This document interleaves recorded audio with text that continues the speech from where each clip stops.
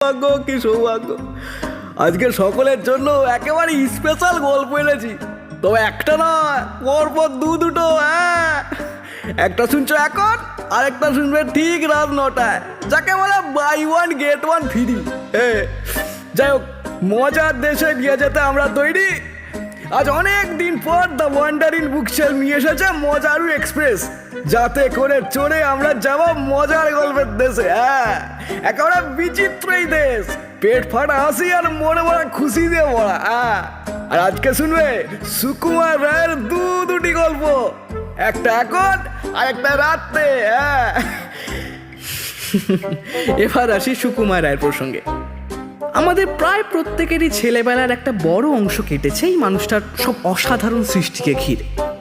মাত্র 35 বছরের জীবনে তিনি এত কিছু দিয়ে গেছেন আমাদের, যা সত্যিই বলার মতো না।